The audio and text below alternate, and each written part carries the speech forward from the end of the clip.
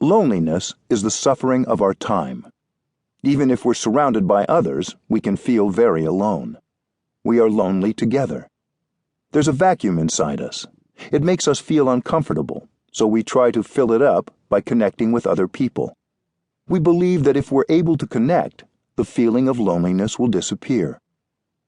Technology supplies us with many devices to help us stay connected. But even when we're connected, we continue to feel lonely.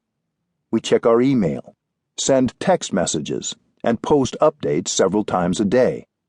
We want to share and receive. We might spend our whole day connecting, but not reduce the loneliness we feel. We all hunger for love, but we don't know how to generate love in order to feed ourselves with it. When we're empty, we use technology to try to dissipate the feeling of loneliness, but it doesn't work. We have the internet, email, video conferencing, texting and posting, apps, letters, and cell phones. We have everything. And yet it's not at all certain that we have improved our communication. Many of us have cell phones. We want to be in touch with other people, but we shouldn't put too much faith in our phones. I don't have one, but I don't feel out of touch with the world. In fact, without a mobile device, I have more time for myself and for others. You believe that having your phone helps you to communicate, but if the content of your speech is not authentic, talking or texting on a device doesn't mean you're communicating with another person. We believe too much in the technologies of communication. Behind all these instruments, we have the mind, the most fundamental instrument for communication.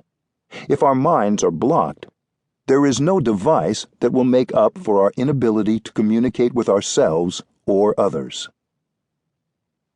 Connecting internally. Many of us spend a lot of time in meetings or emailing with others, and not a lot of time communicating with ourselves.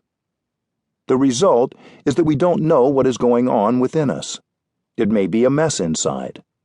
How, then, can we communicate with another person?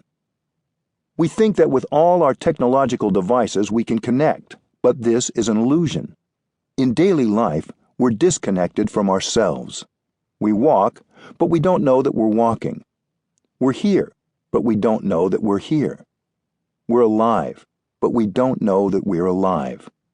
Throughout the day, we lose ourselves. To stop and communicate with yourself is a revolutionary act. You sit down and stop that state of being lost, of not being yourself. You begin by just stopping whatever you're doing, sitting down, and connecting with yourself. This is called mindful awareness. Mindfulness is full awareness of the present moment.